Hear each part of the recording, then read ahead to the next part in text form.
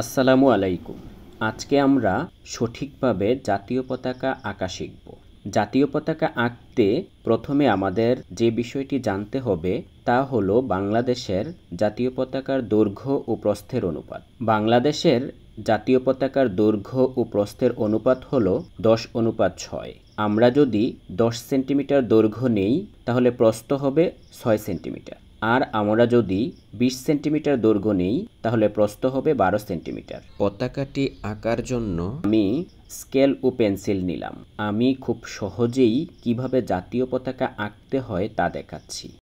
প্রথমে 10 সেন্টিমিটার একটি সরলরেখা টানলাম, ঠিক 10 সেন্টিমিটার যেন হয়। তারপর সরলরেখার একটি প্রান্তবিন্দু থেকে 6 সেন্টিমিটার প্রস্থ আঁকলাম। তারপর আমাদের কাজ প্রস্থের অপর প্রান্ত থেকে 10 সেন্টিমিটার বরাবর একটি বিন্দু দেওয়া।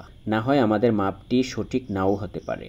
এখন দেখব 6 সেন্টিমিটার বরাবর হয়েছে কিনা। তারপর আমি নিচের পাশে 10 সেন্টিমিটার রেখা টানলাম এবং পাশে ঠিক 6 সেন্টিমিটার রেখা টানব। আমাদের দৈর্ঘ্য ও প্রস্থ হয়ে গেল।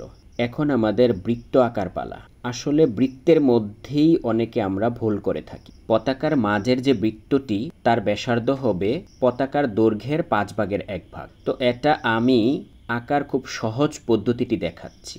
যেহেতু আমরা 10 সেন্টিমিটার নিয়েছি সেজন্য প্রথমে আমরা 4.5 বরাবর একটি বিন্দু দিব। 20/9 যেহেতু 20/9 সুতরাং আমরা 10 সেন্টিমিটার নিয়েছি, এজন্য 4.5 বরাবর বিন্দু দিব। ঠিক নিচের 10 সেন্টিমিটার রেখায়ও 4.5 বরাবর একটি বিন্দু দিব। এখন আমাদের কাজ হলো পতাকার 4.5 বরাবর মাঝে একটি বিন্দু নেওয়া, অর্থাৎ 3 সেন্টিমিটার বরাবর একটি বিন্দু নিব এবং 3 সেন্টিমিটার থেকে 1 সেন্টিমিটার বরাবর আরও একটি বিন্দু নিব। যেহেতু বৃত্তটির ব্যাসার্ধ হবে পতাকার দৈর্ঘ্যের 5/1 তাই বৃত্তের ব্যাসার্ধ হবে 2 সেন্টিমিটার। এখন আমাদের বৃত্ত আঁকার পালা। বৃত্ত আঁকার জন্য আমরা কম্পাস ব্যবহার করব। কম্পাস ব্যবহার করে মাঝের বিন্দু থেকে উপরের বিন্দু পর্যন্ত অর্থাৎ 2 সেন্টিমিটার ব্যাসার্ধ নিয়ে বৃত্ত আঁকব। আমাদের জাতীয় পতাকা আঁকার কাজ শেষ হয়ে গেল। এখন আমাদের রং করার পালা।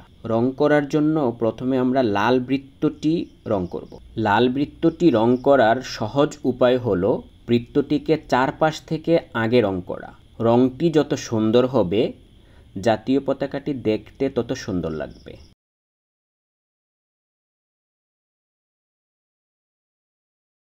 যে যেভাবে রং সুন্দর করে করতে পারে সেভাবেই করতে হবে। লাল বৃত্তটি রং করা শেষ। এখন আমরা সবুজ অংশটি রং করব।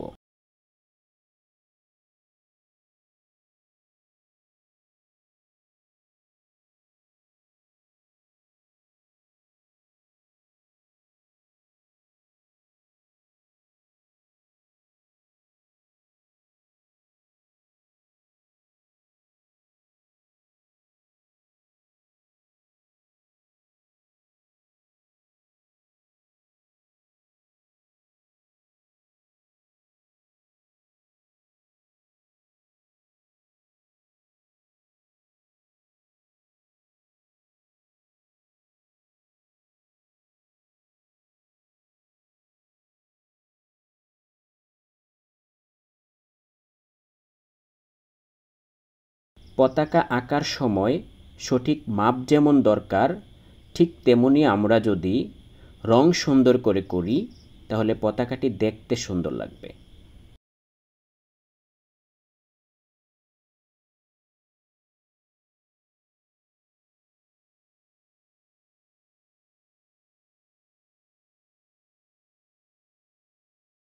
এই হলো বাংলাদেশের জাতীয় পতাকা সঠিক মাপে আঁকা ও রং করার পদ্ধতি।